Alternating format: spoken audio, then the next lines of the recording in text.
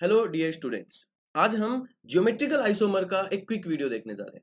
तो स्टार्ट करते हैं। ज्योमेट्रिकल आइसोमर्स को क्या होते हैं, कैसे इनके नाम लिख सकते हैं, कैसे डिफरेंशिएट कर सकते हैं, सारी चीजें। ओके, सो ज्योमेट्रिकल आइसोमर्स के बारे में समझने से पहले हमें यह समझना जरूरी है कि आइसोमर्स क्या होते हैं। तो स्टार्ट करते हैं हम टॉपिक को आइसोमर्स से। What is isomers and then geometrical isomer की आगे फर्दर बात करेंगे। तो सबसे पहले अगर मैं बात करूं आइसोमर्स के बारे में, तो आइसोमर्स की अगर हम डेफिनेशन देखें, बहुत सिंपल है, सीधी सी डेफिनेशन है एक लाइन की, कि ऐसे कंपाउंड्स जिनका मोलिकुलर फॉर्मूला तो सेम हो लेकिन उनकी कोई ना कोई एक प्रॉपर्टी डिफरेंट हो। Compounds having same molecular formula but at least one different property are known as isomers. कोई भी दो या दो से ज्यादा भी हो सकते हैं, उनका मोलिकुलर फॉर्मूला सेम है लेकिन प्रॉपर्टी कोई भी एक प्रॉपर्टी डिफरेंट हो। फॉर एग्जाम्पल, अगर मैं यहाँ पे आपको एग्जाम्पल दूं, तो यहां हम ले सकते हैं एक फॉर्मूला मैं लिख रहा हूं C2H6O। ये मैंने एक फॉर्मूला लिखा है। फॉर्मूला क्या लिखा है मैंने? C2H6O। अब इस फॉर्मूला के लिए मुझे बताइए, क्या मैं ये स्ट्रक्चर या ये इस तरह से इसको खोल के लिख सकता हूं? CH3CH2OH। चेक करके देखिए, दो कार्बन, 5+1 6 हाइड्रोजन एंड 1 ऑक्सीजन। बिल्कुल ये और ये एक ही बात है, ऐसे लिख सकते हैं हम इसको। क्या इसी फॉर्मूला को मैं इस तरह से भी रिप्रेजेंट कर सकता हूं कि CH3OCH3, 2 carbon, 6 hydrogen and 1 oxygen? बिल्कुल। तो इस एक फॉर्मूला को ही हम इस स्ट्रक्चर से भी रिप्रेजेंट कर सकते हैं, इस स्ट्रक्चर से भी रिप्रेजेंट कर सकते हैं। इसको हम क्या बोलते हैं? एल्कोहल बोलते हैं। और इसको हम क्या बोलते हैं? ईथर बोलते हैं। एक एल्कोहल है, एक ईथर है। इन दोनों की ही जो प्रॉपर्टीज आएंगी वो क्या आएंगी? अलग अलग आएंगी। अगर लेबोरेटरी में आप जलाएंगे तो इसका बॉइलिंग पॉइंट कुछ और आ रहा होगा, इसका बॉइलिंग पॉइंट कुछ और आ रहा होगा, मतलब दोनों का बॉइलिंग पॉइंट अलग अलग आ रहा है। तो क्या ये चीज यहां फिट बैठ रही है कि सेम मोलिकुलर फॉर्मूला हो बट कोई भी एक प्रॉपर्टी डिफरेंट हो?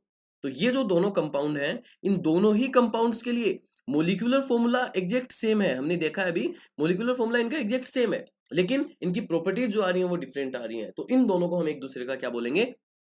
आइसोमर बोलेंगे। अब यहाँ पे ये डिफरेंस क्यों आ रहा है? ये डिफरेंस फंक्शनल ग्रुप की वजह से आ रहा है। इसमें ईथर है, इसमें एल्कोहल है ना। ये अलग अलग रीजंस की वजह से हो सकता है जो प्रॉपर्टी डिफरेंट है वो फंक्शनल ग्रुप की वजह से हो, स्ट्रक्चर की वजह से हो, ओरिएंटेशन की वजह से हो, डबल बॉन्ड ट्रिपल बॉन्ड की वजह से हो, बहुत सारे रीजन हो सकते हैं। तो उन रीजन्स को अलग अलग पढ़ने के लिए हम आइसोमर्स को फर्दर कैटेगराइज करते हैं अलग अलग टाइप्स में। तो बेसिकली अगर हम इसका कैटेगराइजेशन देखें तो आइसोमर्स को दो टाइप में कैटेगराइज किया जा सकता है। एक हो गए स्ट्रक्चरल आइसोमर्स और एक हो गए स्टीरियो आइसोमर्स। अब इनके बारे में मैं आपको बता दूं, स्ट्रक्चरल आइसोमर्स किनको बोलेंगे? वो कंपाउंड्स जिनका स्ट्रक्चरल फॉर्मूला डिफरेंट हो। जो हमें मिल रहा है डिफरेंस वो किस वजह से मिल रहा है? स्ट्रक्चरल फॉर्मूला की वजह से मिल रहा है। दोनों का मोलिकुलर फॉर्मूला सेम है लेकिन स्ट्रक्चर डिफरेंट है। और स्टीरियो आइसोमर्स हम उनको बोलते हैं कि जिनका मोलिकुलर फॉर्मूला तो सेम हो लेकिन उनका ओरिएंटेशन, 3D स्पेस में उनका ओरिएंटेशन डिफरेंट हो। अब ओरिएंटेशन का मतलब क्या हो सकता है ये हम देखेंगे जब हम आगे फर्दर पढ़ेंगे स्टीरियो आइसोमर्स को, तब देखेंगे। यहां बस याद रखो, आइसोमर्स दो टाइप के हो सकते हैं, structural isomers, stereo isomers. Structure में स्ट्रक्चर सेम होगी, सॉरी स्ट्रक्चर में डिफरेंट होगा, स्टीरियो में ओरिएंटेशन में डिफरेंट होगा। बेसिकली हम जो जीआई पढ़ने वाले हैं, ज्योमेट्रिकल आइसोमर्स जो हम पढ़ने वाले हैं, वो स्टीरियो आइसोमर्स का हिस्सा है। तो स्ट्रक्चरल आइसोमर्स को हम एक डिफरेंट वीडियो में अलग से कैटेगराइज करके पढ़ेंगे। यहां हम आगे फर्दर डिस्कस करने वाले हैं स्टीरियो आइसोमर्स के बारे में। तो स्टीरियो आइसोमर्स जो होते हैं उनको भी फर्दर दो टाइप में क्लासिफाई किया जा सकता है। एक है कन्फर्मेशनल आइसोमर्स और दूसरे हैं कॉन्फ़िगरेशनल आइसोमर्स। कन्फर्मेशनल आइसोमर्स और कॉन्फ़िगरेशनल आइसोमर्स में क्या डिफरेंस है देखना। हमने देखा कि स्टीरियो आइसोमर्स दो अलग अलग कंपाउंड होते हैं ना, दो अलग कंपाउंड जिनका मोलिकुलर फॉर्मूला सेम हो। कन्फर्मेशनल आइसोमर्स जो हैं वो इंटर कन्वर्टिबल होते हैं। क्या होते हैं ये? इंटर कन्वर्टिबल होते हैं, यानी दो स्टीरियो आइसोमर्स जो एक दूसरे में इंटर कन्वर्ट हो सकते हैं उनको हम बोलते हैं कन्फर्मेशनल आइसोमर्स। और वो दो स्टीरियो आइसोमर्स जो एक दूसरे में इंटर कन्वर्ट नहीं हो सकते, नॉन इंटर कन्वर्टिबल होते हैं, उनको हम क्या बोलते हैं? कॉन्फिगरेशनल आइसोमर्स बोलते हैं। तो दो कंपाउंड अगर एक दूसरे में कन्वर्ट हो गए तो कन्फर्मेशनल आइसोमर्स, दोनों एक दूसरे में इंटर कन्वर्ट नहीं हो पाए तो कॉन्फिगरेशनल आइसोमर्स। डिटेल में समझेंगे कि स्टीरियोआइसोमर्स कैसे कैसे क्या क्या होते हैं। अभी एक बार कैटेगराइजेशन देख लेते हैं आगे। तो कन्फर्मेशनल आइसोमर्स को भी हम एक डिफरेंट वीडियो में पढ़ रहे होंगे। यहां हम बात करने वाले हैं कॉन्फिगरेशनल आइसोमर्स की। एंड कॉन्फिगरेशनल आइसोमर्स भी फर्दर दो टाइप के होते हैं, optical isomers and geometrical isomers. जी हाँ, जियोमेट्रिकल आइसोमर्स जो हम पढ़ने वाले हैं वो कॉन्फिगरेशनल आइसोमर्स का ही हिस्सा है। तो यहां से एक चीज तो आपको क्लियर हुई कि जियोमेट्रिकल आइसोमर्स दो ऐसे कंपाउंड हैं। ज्योमेट्रिकल आइसोमर्स के बारे में मैं क्या बोल सकता हूं? दो ऐसे कंपाउंड हैं, पहली चीज, जिनमें ओरिएंटेशन ऑफ ग्रुप्स और ओरिएंटेशन ऑफ एटम जो है वो क्या आएगा? डिफरेंट आएगा। ओरिएंटेशन ऑफ एटम या ओरिएंटेशन ऑफ ग्रुप क्या आएगा, डिफरेंट आएगा। कैसे डिफरेंट आएगा अभी देखेंगे अपन। और दूसरी चीज, वो दोनों कंपाउंड एक दूसरे में इंटर कन्वर्ट नहीं हो सकते, वो नॉन इंटर कन्वर्टिबल होते हैं। ठीक है, तो आधी डेफिनेशन तो अपने को मिल गई ज्योमेट्रिकल आइसोमर्स की, कि उनका ओरिएंटेशन डिफरेंट हो, नॉन इंटर कन्वर्टिबल हो। पर यही डेफिनेशन तो ऑप्टिकल आइसोमर्स के लिए भी होती है।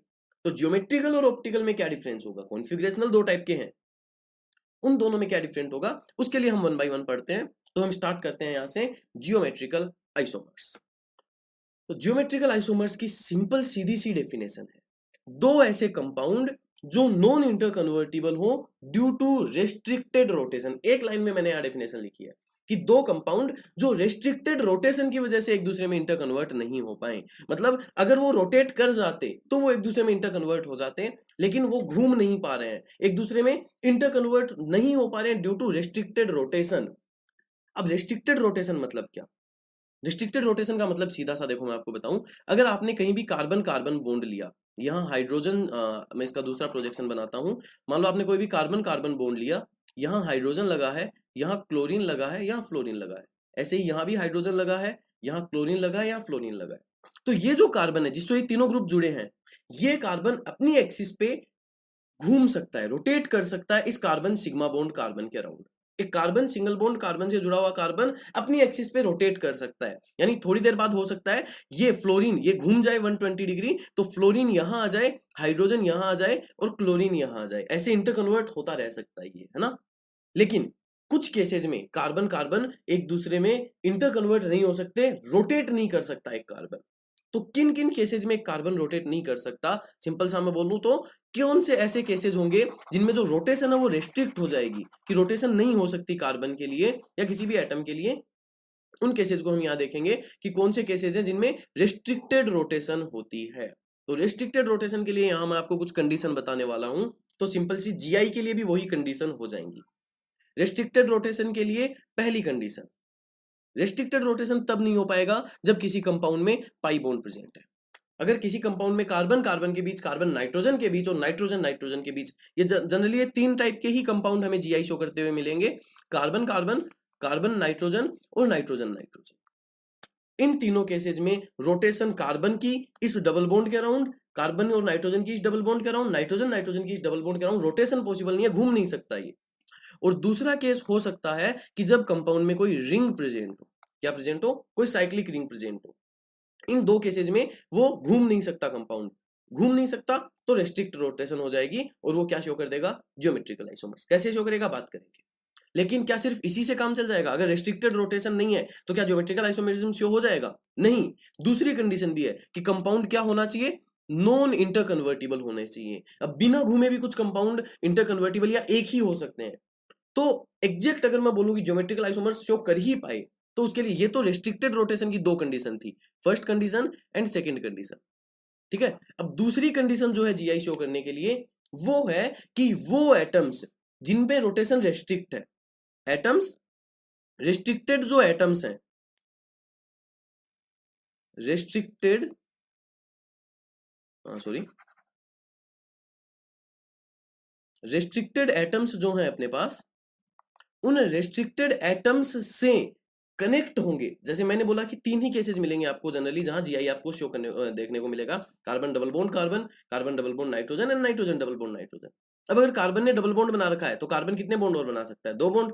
इधर वाला कार्बन भी दो बॉन्ड, ऐसे ही नाइट्रोजन भी कितने बॉन्ड बना सकता है, दो बॉन्ड। तो ये जो रेस्ट्रिक्टेड एटम है जो डबल बॉन्ड या रिंग से कनेक्टेड हैं, उनके दोनों ग्रुप्स जो हैं, both groups of a atom, both groups of a atom must be different। उसके दोनों ग्रुप्स या दोनों एटम्स क्या होने चाहिए, मस्ट बी डिफरेंट, दोनों अलग होने चाहिए, डिफरेंट होने चाहिए। कैसे, सुनो इस चीज को अब हम कैसे डिसाइड करेंगे। मान लीजिए मैं आपको यहाँ एक कंपाउंड बता रहा हूँ, कार्बन डबल बॉन्ड कार्बन, इसके साथ हाइड्रोजन लगा है, इसके साथ हाइड्रोजन लगा है, इसके साथ क्लोरीन लगा है, इसके साथ क्लोरीन लगा है। और मैं आपको पूछता हूँ बताइए क्या ये कंपाउंड जियोमेट्रिकल आइसोमेरिज्म शो करेगा। तो आप क्या करेंगे, पहली चीज आप चेक करेंगे कि क्या इसमें रेस्ट्रिक्टेड रोटेशन है। क्या यहाँ पे रेस्ट्रिक्टेड रोटेशन है, बिल्कुल है। क्यों, क्योंकि कार्बन डबल बॉन्ड कार्बन बना हुआ है। कार्बन डबल बॉन्ड कार्बन या रिंग दिखते ही आप समझ जाएंगे कि हाँ रोटेशन रेस्ट्रिक्टेड है। दूसरा काम आपको क्या करना पड़ेगा, सिर्फ रेस्ट्रिक्टेड रोटेशन से काम नहीं चलेगा, दूसरी कंडीशन भी याद रखना कि रेस्ट्रिक्टेड एटम्स से कनेक्टेड दोनों ग्रुप क्या होने चाहिए, डिफरेंट। अब यहाँ पे आप बोलोगे सर देखो इधर हाइड्रोजन है, इधर क्लोरीन है, दोनों अलग अलग हैं, तो मतलब जीआई शो करेगा? नहीं, ऐसे नहीं चेक करना है। एक ही रेस्ट्रिक्टेड एटम से, इस एक ही एटम से जुड़े हुए दोनों ग्रुप्स एक दूसरे से डिफरेंट होने चाहिए। इसका मतलब क्या हुआ कि ये वाला हाइड्रोजन और ये वाला हाइड्रोजन, ये दोनों तो सेम हो गए, यहाँ पे ये दोनों डिफरेंट होने चाहिए थे। अगर ये दोनों डिफरेंट होंगे तो ही जीआई शो होगा, वरना नहीं होगा। तो क्या ये कंपाउंड जीआई शो करेगा?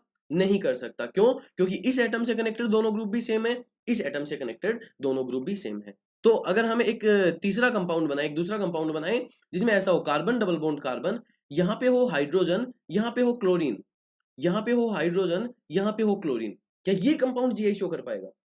कंडीशन चेक करो। पहला रिस्ट्रिक्टेड रोटेशन है, दूसरा इस एटम से कनेक्टेड दोनों ग्रुप्स अलग अलग है, इस एटम से कनेक्टेड दोनों ग्रुप्स भी अलग अलग। अच्छा चलो मैं ये बना देता यहाँ पे, हाइड्रोजन छोड़ो, ये आ गया। आपको पूछा जाए बताओ क्या ये कंपाउंड जीआई शो करेगा? तो इसमें रिस्ट्रिक्टेड रोटेशन तो है, रिस्ट्रिक्टेड एटम जो है उससे कनेक्टेड ये एटम एंड ये एटम डिफरेंट है दोनों, तो जीआई शो करना चाहिए क्या? सारे के सारे रिस्ट्रिक्टेड रोटेशन से जुड़े हुए एटम्स के दोनों एटम के दोनों ग्रुप डिफरेंट होने चाहिए। क्या इधर वाले कार्बन के दोनों ग्रुप डिफरेंट हैं? नहीं है। दैट मीन्स ये कंपाउंड भी जीआई शो नहीं कर पाएगा। एक तीसरा केस देखते हैं, कार्बन डबल बॉन्ड कार्बन, इधर हाइड्रोजन एंड सीएल कनेक्टेड है, जो अभी हमने बनाया था हाइड्रोजन एंड क्लोरीन कनेक्टेड। क्या ये कंपाउंड जीआई शो कर पाएगा? इसमें देखो रिस्ट्रिक्टेड रोटेशन है, इसमें हाइड्रोजन जुड़ा है, क्लोरीन जुड़ा है, दोनों एक दूसरे से डिफरेंट है, हाइड्रोजन जुड़ा है, क्लोरीन जुड़ा है, दोनों एक दूसरे से डिफरेंट है। तो जी हाँ, ये वाला कंपाउंड जीआई शो कर पाएगा, क्योंकि इसमें दोनों कंडीशन सेटिस्फाई हो रही हैं, रिस्ट्रिक्टेड रोटेशन भी प्रेजेंट है और जुड़े हुए दोनों ग्रुप्स भी डिफरेंट है। तो यहां से हमने बेसिक आइडिया समझा है कि कब जीआई शो हो पाएगा, कब नहीं हो पाएगा। अब हम बहुत सारे केसेस हो सकते हैं ना, ऐसे तो पाई बॉन्ड और रिंग के कॉम्बिनेशन से ऐसे बहुत सारे केसेस बन सकते हैं जिनमें ज्योमेट्रिकल आइसोमेरिज्म शो हो सकता है। तो पहले एक बार जल्दी से वो सारे केसेस देख लेते हैं जिनमें ज्योमेट्रिकल आइसोमेरिज्म शो हो सकता है, उसके बाद हम आगे की बातें करेंगे कि कैसे ज्योमेट्रिकल आइसोमेरिज्म शो होता है। तो पहली चीज यहां मैं आपको बताने वाला हूं वो सारे कंपाउंड्स जिनमें जीआई शो हो सकता है। पहले टाइप के कंपाउंड हो जाएंगे compounds with pi bond, compounds with pi bond या कंपाउंड्स विद डबल बॉन्ड, एक ही बात है ना, कंपाउंड्स विद डबल बॉन्ड और कंपाउंड्स विद पाई बॉन्ड। क्योंकि कार्बन कार्बन ने अगर ट्रिपल बॉन्ड बना लिया तब तो उस पे दो ग्रुप्स बचेंगे ही नहीं सॉरी, और अगर दो ग्रुप्स नहीं होंगे तो फिर वो जीआई शो ही नहीं कर पाएगा। तो कंपाउंड्स विद डबल बॉन्ड मतलब जब भी कभी ऐसा मिल गया आपको कि डबल बॉन्ड बना हुआ है और उसके साथ जुड़े हुए दोनों ग्रुप्स डिफरेंट है। अच्छा एक चीज याद रखना, इस कार्बन के ग्रुप इस कार्बन के साथ सेम हो सकते हैं, इस कार्बन के और इस कार्बन के ग्रुप आपस में सेम हो सकते हैं, कोई फर्क नहीं पड़ता।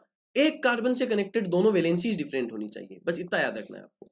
और सिर्फ कार्बन ही नहीं, नाइट्रोजन के केस में भी जीआई शो होगा। अगर मान लो यहाँ ए जुड़ा है, यहाँ बी, अब अगर नाइट्रोजन ने एक तीसरा बॉन्ड बना लिया तो याद रखना नाइट्रोजन पे हमेशा क्या होगा, लोन पेयर होगा। और इस केस में नाइट्रोजन को लोन पेयर को हम एक अलग ग्रुप की तरह बिहेव करवाएंगे, अलग ग्रुप की तरह कंसिडर करेंगे, और ये भी हम लोन पेयर और ए को अलग अलग ग्रुप मानेंगे, मतलब ये कंपाउंड भी जीआई शो करेगा। और ऐसे ही अगर दोनों नाइट्रोजन नाइट्रोजन आ गए तो इधर एक लोन पेयर होगा, एक कोई ग्रुप ए होगा, इधर एक लोन पेयर होगा, एक कोई ग्रुप ए होगा, तो ये कंपाउंड भी जीआई शो करेगा, क्योंकि लोन पेयर और ए दोनों अलग अलग ग्रुप। इतनी चीजें क्लियर हुई। अब जरूरी नहीं आपको हमेशा ऐसे बॉन्ड बने हुए मिले, आपको कई बार स्ट्रक्चर लिखी हुई मिल सकती है। आपको सीधा सीधा पूछ लिया बताइए टू ब्यूटीन जीआई शो कर सकता है या नहीं कर सकता, तो यहां से आपको आईयूपीएसी के बेसिक्स क्लियर होने चाहिए। Carbon carbon carbon carbon but, उसके बाद सेकंड कार्बन पे क्या लगना है, ईन लगना है, और उसके बाद जितनी वैलेंसी कम है उतने हाइड्रोजन लगा दो, यहाँ तीन हाइड्रोजन हो जाएंगे, यहाँ एक हाइड्रोजन, यहाँ एक हाइड्रोजन और यहाँ तीन हाइड्रोजन। ये तो आईयूपीएसी का बेसिक है ना। अब देखो ये डबल बॉन्डेड कार्बन है, इससे एक CH3 एक हाइड्रोजन, ये डबल बॉन्डेड कार्बन है, इससे एक हाइड्रोजन एक CH3, अलग अलग है, मतलब ये जीआई शो करेगा। वहीं आपको पूछा जाए बताइए वन पेंटीन जीआई शो करेगा या नहीं करेगा, तो क्या करना है आपको, 1 2 3 4 5 पेंट, 5 कार्बन हो गए, फर्स्ट कार्बन पे ही आपको इन लगा देना है, जो वैलेंसी बची है उनको सेटिस्फाई करा दो। यहाँ दो हाइड्रोजन, यहाँ एक हाइड्रोजन, यहाँ दो हाइड्रोजन, यहाँ टू हाइड्रोजन, यहाँ थ्री हाइड्रोजन। अब बताइए ये जो डबल बॉन्डेड कार्बन है इससे दोनों ही हाइड्रोजन जुड़े हैं, क्या ये कंपाउंड जीआई शो कर पाएगा? नहीं, ये कंपाउंड जीआई शो नहीं कर पाएगा। तो डबल बॉन्डेड कंपाउंड जो है उनमें आपको बस यही देखना है, डबल बॉन्ड से कनेक्टेड दोनों एटम के दोनों ग्रुप एक दूसरे से डिफरेंट होने चाहिए, भले ही इधर वाले कार्बन के ग्रुप इधर वाले कार्बन के साथ सेम हो, कोई फर्क नहीं पड़ता, ये दोनों सेम नहीं होने चाहिए बस। क्लियर है? चलो दूसरी कैटेगरी पे चलते हैं, दूसरे टाइप के कंपाउंड्स पे चलते हैं। दूसरे टाइप के कंपाउंड्स हो सकते हैं कंपाउंड्स विद रिंग। या मैं बोल सकता हूँ साइक्लिक कंपाउंड, सिंपल मैं बोल दूं साइक्लिक कंपाउंड्स, कि साइक्लिक कंपाउंड्स जो होंगे वो भी जीआई शो कर सकते हैं। साइक्लिक कंपाउंड्स के लिए मैं आपको एक बहुत आसान सा बता रहा हूं, ट्रिक मान लो उसको, या उसको मेथड मान लो। साइक्लिक कंपाउंड अभी हमने देखा कि जीआई कब शो होगा, जब रेस्ट्रिक्टेड रोटेशन वाले दोनों एटम के ग्रुप्स क्या हो, डिफरेंट हो, तभी हो पाएगा। अब एक रिंग जो होती है, 6 मेंबर रिंग हो, 5 मेंबर रिंग हो, जो भी रिंग हो, उन रिंग्स में भी हमेशा क्या होता है, रेस्ट्रिक्टेड रोटेशन होता है, कार्बन कार्बन घूम नहीं सकते। तो सिंपल सा इसमें भी क्या हो जाएगा, इसमें देखो एक चीज और, डबल बॉन्ड जो है उसमें सिर्फ डबल बॉन्ड से कनेक्टेड दोनों एटम में ही रोटेशन रेस्ट्रिक्ट होगी, सिर्फ यही नहीं घूम पाएंगे। रिंग का तो कोई भी एटम नहीं घूम पाएगा, क्योंकि अगर रिंग के एटम ने घूमने की कोशिश की तो रिंग डिस्टोर्ट हो जाएगी, रिंग ब्रेक हो जाएगी। इसलिए रिंग का कोई भी एटम, रिंग के हर एक एटम पे रेस्ट्रिक्टेड रोटेशन होता है। तो क्या मैं बोल सकता हूं कि रिंग के किन्हीं भी दो एटम की अगर दोनों वैलेंसीज डिफरेंट हो गई, चाहे किन्हीं भी दो एटम्स की हो, किन्हीं भी दो एटम की अगर दोनों वैलेंसी डिफरेंट हो गई, तो रिंग जीआई शो कर देगी, क्योंकि इसके पास भी रेस्ट्रिक्टेड रोटेशन है, इस पे भी रेस्ट्रिक्टेड रोटेशन है। तो इसलिए याद रखो, अगर आपको किसी रिंग के लिए जीआई चेक करना है, तो रिंग के किन्हीं भी दो sp3 एटम्स की, किन्हीं भी दो sp3 यानी डबल बॉन्डेड कार्बन नहीं होना चाहिए, सिंगली बॉन्डेड कार्बन की, किन्हीं भी दो sp3 एटम्स की वैलेंसीज, दोनों वैलेंसीज sp3 एटम की बोथ वैलेंसीज अगर डिफरेंट है, क्या है, डिफरेंट है, तो वो रिंग हमेशा जीआई शो करेगी। सिंपल आपको रूल याद रखना है। जैसे मैं आपको पूछूं कि बताइए क्या ये कंपाउंड जीआई शो करेगा, अगर मैं यहां CH3 लगा दूं, यहां हाइड्रोजन लगा दूं, क्या ये कंपाउंड जीआई शो करेगा? आप क्या चेक करोगे सॉरी, इस कार्बन पे एक मिथाइल है, एक हाइड्रोजन, दोनों अलग अलग है, इस पे दोनों हाइड्रोजन है, इस पे भी दोनों हाइड्रोजन है, इस पे भी दोनों हाइड्रोजन, इस पे भी, सिर्फ एक एटम की ही दोनों वैलेंसी डिफरेंट है, बाकी सबकी सेम है, तो ये जीआई शो नहीं करेगा। मैं आपको पूछूं कि बताइए क्या ये कंपाउंड जीआई शो करेगा, अगर मैं इधर फ्लोरीन लगा दूं, इधर क्लोरीन लगा दूं? तो अब आपको ये ध्यान रखना है, ऐसा नहीं कि सर इस पे तो सिर्फ फ्लोरीन ही है, दो वैलेंसी नहीं है। हमें पता है इस कार्बन ने 3 बॉन्ड बना रखे हैं, तो ऑब्वियसली इस पे एक क्या होगा, हाइड्रोजन होगा। इस कार्बन ने 3 बॉन्ड बना रखे हैं, तो ऑब्वियसली इस पे एक क्या होगा, हाइड्रोजन होगा। हाइड्रोजन दिखते नहीं है, वो आपको लगाने पड़ेंगे अपने पास से। तो इसमें इस एक एटम की दोनों वैलेंसी डिफरेंट हो गई, इस एक एटम की दोनों वैलेंसी डिफरेंट हो गई, मतलब ये कंपाउंड जीआई शो करेगा। सिंपल आपको बस यही चेक करना है कि दो वैलेंसी डिफरेंट होनी चाहिए किसी भी, किन्हीं भी दो एटम की, और वो दोनों एटम क्या होने चाहिए, sp3 होने चाहिए। अगर मैं आपको पूछूं कि बताइए क्या ये कंपाउंड जीआई शो करेगा, अगर यहां क्लोरीन लगा दूं, यहां क्लोरीन लगा दूं, आपको पता है ऑब्वियसली अगर रिंग है तो उसमें एक एक हाइड्रोजन भी प्रेजेंट होगा, अगर एक एक ग्रुप आपने लगा रखा है, तो ये कंपाउंड भी जीआई शो करेगा, क्योंकि किन्हीं भी दो कार्बन की दोनों वैलेंसीज यहां पे क्या हो गई, डिफरेंट हो गई। मैं आपको पूछूं कि बताइए क्या ये कंपाउंड जीआई शो करेगा, अगर मैंने इसको ऐसा बना दिया, ये कनेक्टेड है यहां से ना, साइक्लोहेक्सेन टाइप है ये, यहां नाइट्रोजन लगा दिया और यहां हाइड्रोजन, क्या ये कंपाउंड जीआई शो करेगा? नहीं करेगा। क्यों? क्योंकि सारे कार्बन पे सर हाइड्रोजन सेम सेम है। अगर मैंने यहाँ पे क्लोरीन लगा दिया, क्या अब ये कंपाउंड जीआई शो करेगा? आप बोलोगे सर देखो इस कार्बन पे तो हाइड्रोजन एंड क्लोरीन आ गया, तो दोनों ग्रुप डिफरेंट हो गए, इस कार्बन के दोनों सेम, इसके भी दोनों सेम, इसके भी दोनों सेम और इसके भी दोनों सेम। लेकिन भूलो मत कि नाइट्रोजन जब भी 3 बॉन्ड बनाता है उसके पास हमेशा एक क्या होता है, लोन पेयर होता है। तो इस नाइट्रोजन के दो एटम डिफरेंट हो गए, दोनों वैलेंसी डिफरेंट हो गई, इस कार्बन की दोनों वैलेंसी डिफरेंट हो गई, मतलब ये कंपाउंड भी जीआई शो करेगा। क्लियर हुई ये चीज? ये चीज ध्यान रखनी बहुत जरूरी है कि जरूरी नहीं कार्बन की ही दोनों वैलेंसी डिफरेंट हो, sp3 एटम होना चाहिए, भले ही वो कार्बन हो, भले ही वो नाइट्रोजन हो। चलो एक लास्ट एग्जांपल करते हैं, फिर साइक्लिक कंपाउंड से आगे चलते हैं हम। अगर आपको ये दे रखा है, ऐसा कंपाउंड दे रखा है, यहां पे क्लोरीन लगा रखा है और यहां पे क्लोरीन लगा है, और आपको पूछा है बताओ क्या ये जीआई शो करेगा? आप बोलेगा हाँ सर देखो यहां क्लोरीन के साथ हाइड्रोजन भी होगा, यहां भी क्लोरीन के साथ हाइड्रोजन होगा, क्या ऐसा होगा? जी नहीं। डबल बॉन्डेड कार्बन पे सिर्फ एक ही ग्रुप कनेक्टेड होगा अगर रिंग है तो। इसीलिए मैंने सॉरी, इसीलिए मैंने बोला था कि जो एटम्स है वो कैसे होने चाहिए, sp3। क्या ये एटम sp3 है? नहीं, ये तो sp2 है, ये भी sp2 है, तो इनकी वैलेंसीज को हम चेक ही नहीं करेंगे कि है या नहीं है, कुछ भी हो। डबल बॉन्ड वाले कार्बन की वैलेंसी को रिंग के अंदर आप चेक ही नहीं करोगे। रिंग अगर है तो उसमें सिंगल बॉन्डेड वाले कार्बन जो हैं उनकी किसी भी दो की दो वैलेंसी डिफरेंट होनी चाहिए, तभी वो जीआई शो करेगा।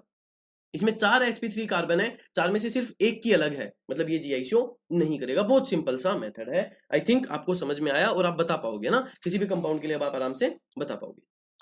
तो सर क्या रिंग में कभी कोई डबल बॉन्ड जीआई शो कर ही नहीं पाएगा? किसी भी रिंग में कोई भी डबल बॉन्ड क्या कभी जीआई शो नहीं कर पाएगा? नहीं, ऐसा नहीं है। रिंग के अंदर भी डबल बॉन्ड जीआई शो कर सकता है, लेकिन उसके लिए एक कंडीशन है।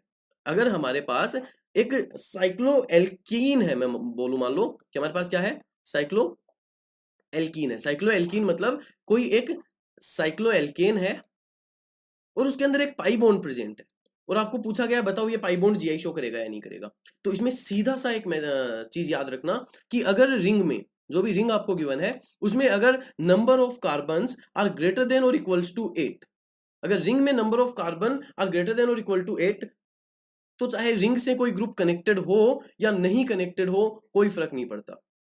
अगर उसमें नंबर ऑफ कार्बन जो है वो 8 या 8 से ज्यादा है तो हमें कोई फर्क नहीं पड़ता कि उसके साथ दो वैलेंसीज डिफरेंट है या नहीं है, दो अलग अलग ग्रुप जुड़े हुए हैं या नहीं जुड़े हुए।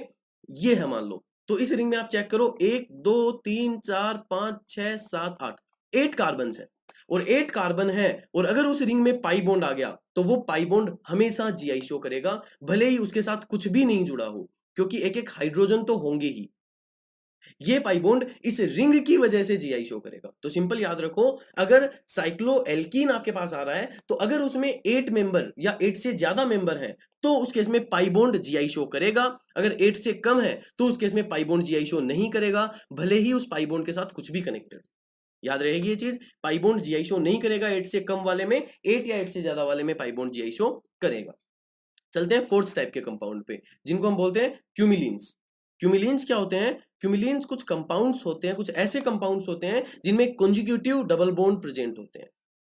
कार्बन डबल बॉन्ड कार्बन, अगर इसके साथ मैं हाइड्रोजन भी लिख देता हूं साथ में, CH2 डबल बॉन्ड CH2, ये क्या है? ये एक एल्कीन है, एथीन बोलते हैं इसको। लेकिन अगर मैंने यहां पे एक और डबल बॉन्ड लगा दिया, इसको बोलते हैं एलीन। क्या बोलते हैं इसको? एलीन सिस्टम। क्यूमिलीन्स का सबसे छोटा पार्ट है, ये सबसे छोटा क्यूमिलीन है, इसको एलीन बोलते हैं। अगर ऐसे ही मैंने आगे एक और डबल बॉन्ड लगा दिया तो ये भी एक क्यूमिलीन है। दो डबल बॉन्ड वाला जो था, अगर यहां पे ये नहीं होता CH2, सिर्फ ये बनाता मैं, तो ये भी क्या है? एक क्यूमिलीन है।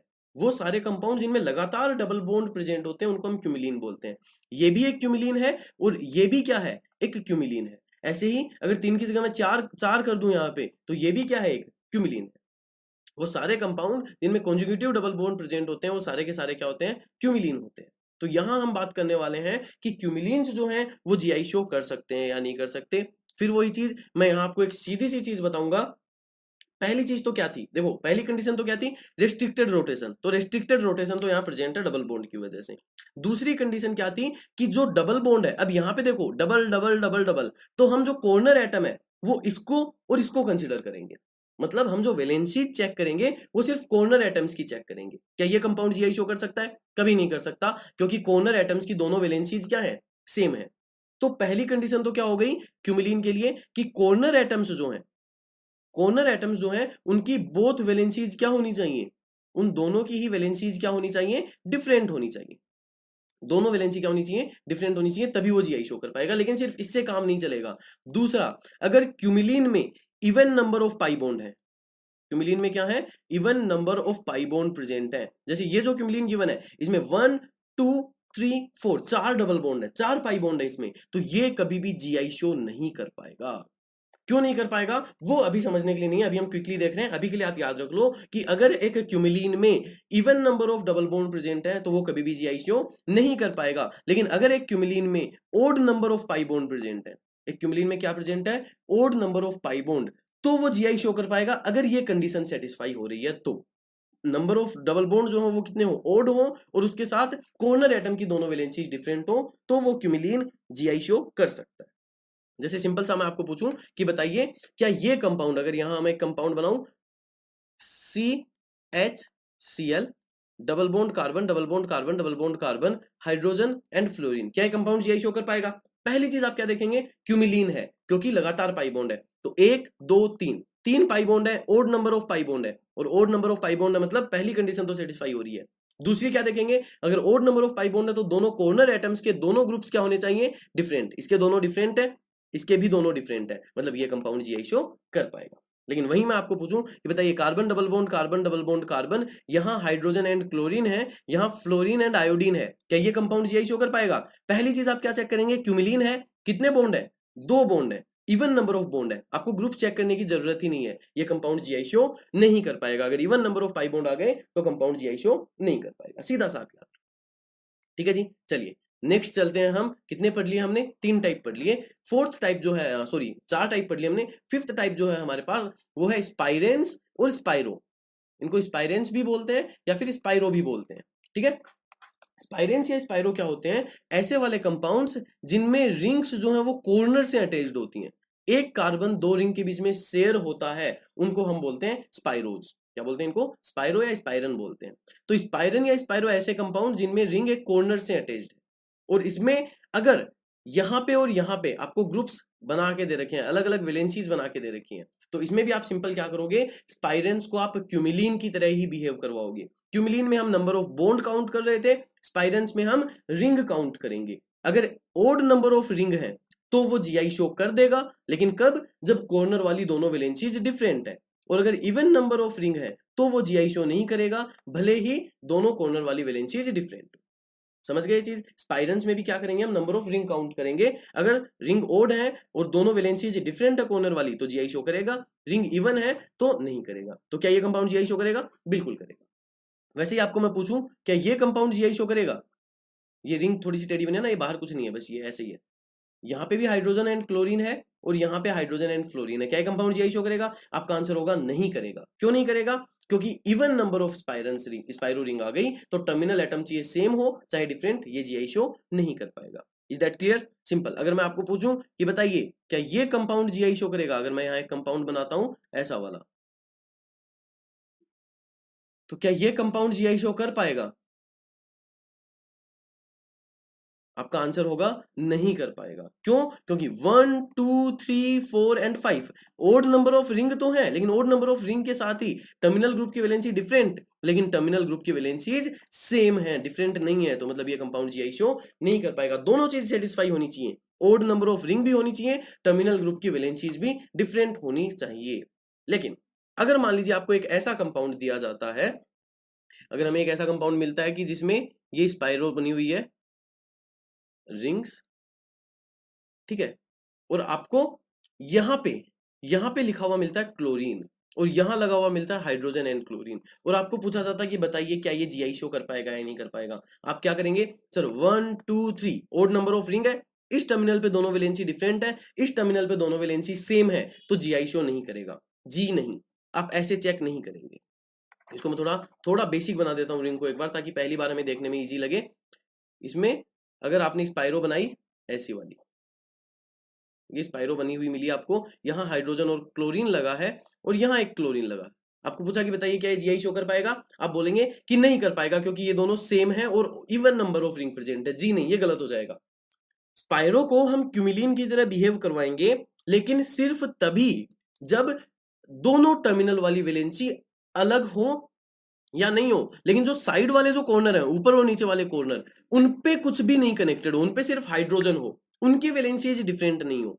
कंडीशन क्या है कि जो ऊपर वाले और नीचे वाले कॉर्नर हैं, उनकी वैलेंसीज अगर डिफरेंट नहीं है तो ही हम क्यूमिलीन वाला रूल लगाएंगे। यहां पे साइड वाले की वैलेंसी डिफरेंट हो गई, हाइड्रोजन एंड क्लोरीन अलग अलग लग गए, तो अब हम वो क्यूमिलीन वाला फॉर्मूला अप्लाई नहीं कर पाएंगे। अब हमें इसको थोड़ा अलग तरीके से देखना पड़ेगा। अब हमें एक एक रिंग को अलग अलग चेक करना पड़ेगा। पहले हम इस रिंग को चेक करेंगे जो लेफ्ट साइड में बनी हुई है, उस रिंग को हम चेक करेंगे कि क्या वो जीआई शो कर रही है। और रिंग को जीआई शो कराने के लिए क्या कंडीशन होती है हमारे पास, याद है हमें? रिंग जीआई कब शो कर पाएगी? जब उसके किसी भी दो sp3 कार्बन की दोनों वैलेंसी डिफरेंट हो। पहले राइट वाली रिंग को चेक करो, इस कार्बन पे दोनों हाइड्रोजन हाइड्रोजन, इस कार्बन पे दोनों हाइड्रोजन हाइड्रोजन, इस कार्बन पे एक हाइड्रोजन क्लोरीन, एक कार्बन की तो दोनों वैलेंसी डिफरेंट हो गई। इस कार्बन का चेक करो, देखो हम इस रिंग के लिए चेक कर रहे हैं, तो इस कार्बन ने इस रिंग के अलावा दो बॉन्ड कहां बना रखे हैं? दूसरी वाली रिंग में। चेक करो उनको, इधर भी कार्बन कार्बन, उस कार्बन के साथ क्लोरीन एंड हाइड्रोजन, इधर भी कार्बन कार्बन, उस कार्बन के साथ क्लोरीन एंड हाइड्रोजन। तो ये दोनों सेम है या अलग अलग है? ऊपर से जाओ तो भी वही आ रहा है, नीचे से जाओ तो भी वही आ रहा है, यानी इस कार्बन पे भी दोनों वैलेंसीज सेम है, तो ये कार्बन भी जीआई शो नहीं कर पाएगा। इसका मतलब ये जो रिंग है राइट साइड वाली, ये जीआई शो नहीं कर सकती। ऐसे ही लेफ्ट साइड वाली रिंग को चेक करो, इस पे भी दोनों हाइड्रोजन हाइड्रोजन सेम, इस पे भी दोनों हाइड्रोजन हाइड्रोजन सेम। देखना, अब इस चीज को ध्यान से देखना जो मैं बता रहा हूं। इस कार्बन पे इस कार्बन पे एक हाइड्रोजन एक क्लोरीन, दोनों डिफरेंट हो गए। इस कार्बन पे दोनों सेम है, इस कार्बन पे दोनों सेम है। इस कार्बन पे चेक करो, ऊपर की तरफ जाओगे तो ऐसा कार्बन आएगा जिसके साथ दोनों हाइड्रोजन कनेक्टेड है। नीचे की तरफ जाओगे तो ऐसा कार्बन आएगा जिसके साथ एक हाइड्रोजन है एक क्लोरीन है। दोनों तरफ अलग है या सेम है? अलग अलग मिले हैं, मतलब इस कार्बन की दोनों वैलेंसीज भी सेम है। इसका मतलब ये वाली जो रिंग है ये जीआई शो कर पाएगी। तो आपको बस यही याद रखना है कि जब भी इवन नंबर ऑफ रिंग आ गई स्पाइरो में या ऑड नंबर ऑफ रिंग आ गई, अगर उसमें किसी भी ऊपर या नीचे वाले कॉर्नर की दोनों वैलेंसीज डिफरेंट हो गई, उस केस में हमें हर एक रिंग को चेक करना पड़ेगा, हम सीधा क्यूमिलिन वाले मेथड से आंसर नहीं दे सकते। ठीक है जी, चलिए ये हो गया स्पाइरो कंपाउंड्स के बारे में। अब हम डिस्कस करते हैं नेक्स्ट कि अगर स्पाइरो और डबल बॉन्ड मिक्स आ जाए, जैसे मान लो कभी भी आपके पास ऐसा आ गया कि एक स्पाइरो आ गया है ना, उसके साथ एक स्पाइरो आया और उसके साथ आपको एक डबल बॉन्ड मिल गया लगा हुआ ऐसा, और उसके बाद फिर स्पाइरो, या फिर सिर्फ स्पाइरो और डबल बॉन्ड ही, तो इस केस में भी आप क्या करेंगे, सेम वही चीज। अगर टर्मिनल सिर्फ टर्मिनल कंपाउंड की सिर्फ टर्मिनल कार्बन की वैलेंसीज अलग अलग है, तो आप क्यूमिलीन वाला मेथड लगाएंगे।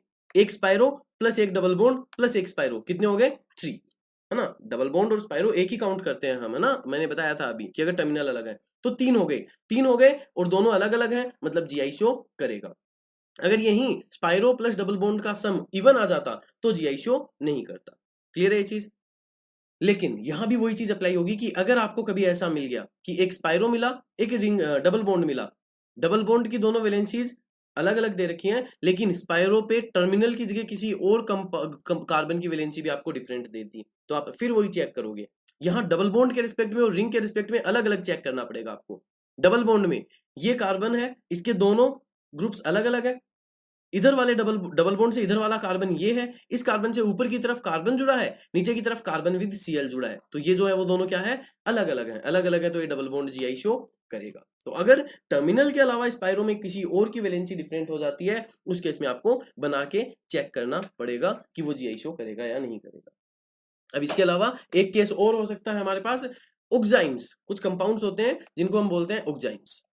ऑक्जाइम्स क्या होते हैं, वो सारे कंपाउंड्स जिनमें कार्बन डबल बॉन्ड नाइट्रोजन के साथ OH प्रेजेंट होता है। जैसे हम कीटोन्स, कीटोन किनको बोलते हैं हम, कार्बन डबल बॉन्ड ऑक्सीजन, इधर कोई R1 ग्रुप हो इधर कोई R2 ग्रुप हो, इनको बोलते हैं कीटोन। और R1 कार्बन, इधर हाइड्रोजन हो इधर डबल बॉन्ड O हो, इसको हम बोलते हैं एल्डिहाइड। इसको हम बोलते हैं क्या, कीटोन। इसको हम बोलते हैं क्या, एल्डिहाइड, है ना, एल्डिहाइड एंड कीटोन है ये। तो अगर कीटोन में आपने डबल बॉन्ड O हटा के उसकी जगह डबल बॉन्ड NOH लगा दिया, तो इसको हम बोलते हैं ऑक्जाइम। कौन सा ऑक्जाइम, कीटोन से बना है इसलिए कीटोक्साइम। और अगर एल्डिहाइड में आपने डबल बॉन्ड O हटा के इसकी जगह NOH लगा दिया, तो इसको हम बोलते हैं ऑक्जाइम। कौन सा ऑक्जाइम, एल्डिहाइड से बना है इसलिए एल्डोक्साइम। तो ये ऑक्जाइम्स होते हैं, वो कंपाउंड्स जिनमें कार्बन, ये वाला, जिनमें carbon double bond NOH group present होता है, उनको हम ऑक्जाइम बोलते हैं। अगर वो कीटोन जैसे हैं तो कीटोक्साइम, अगर एल्डिहाइड जैसे हैं तो एल्डोक्साइम।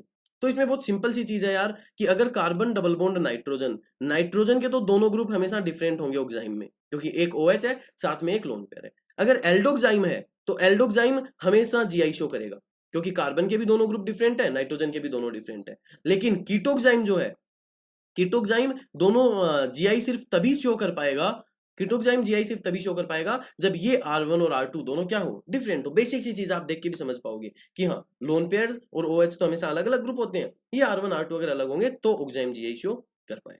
तो इस वीडियो में यहां तक हमने देखा कि कौन कौन से ग्रुप्स ऐसे हैं जो जीआई शो कर सकते हैं, कौन कौन से ग्रुप्स ऐसे हैं जो जीआई शो नहीं कर सकते।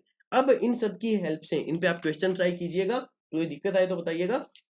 अब इन सब की हेल्प से हम देखने वाले हैं कि जीआई शो होता कैसे है, कौन दो कंपाउंड जो हैं वो एक दूसरे के ज्योमेट्रिकल आइसोमर्स होंगे, और उसके बाद हम देखेंगे कि उनका हम नोमेनक्लेचर कैसे कर सकते हैं, नाम कैसे दे सकते हैं उन जीआईज को हम।